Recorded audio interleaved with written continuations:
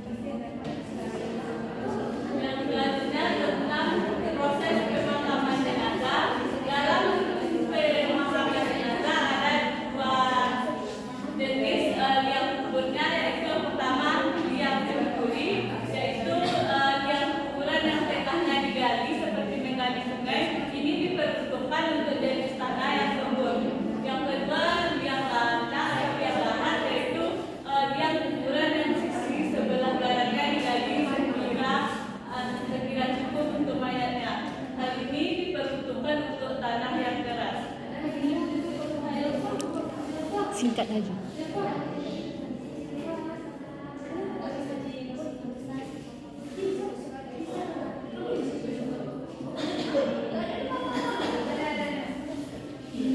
Selanjutnya kita lakukan proses pemakaman jenazah. Yang pertama, jenazah diletakkan di atas posisi kaki mayat.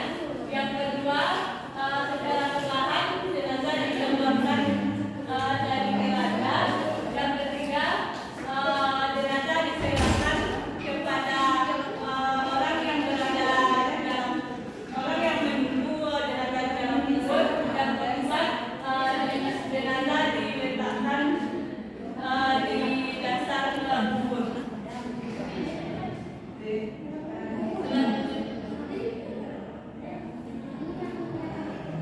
Itulah menjadi kita pada hari ini. Apakah Anda dapat memahaminya atas apa yang sudah dijelaskan? Sampai sudah paham, bisa dari salah satu dari yang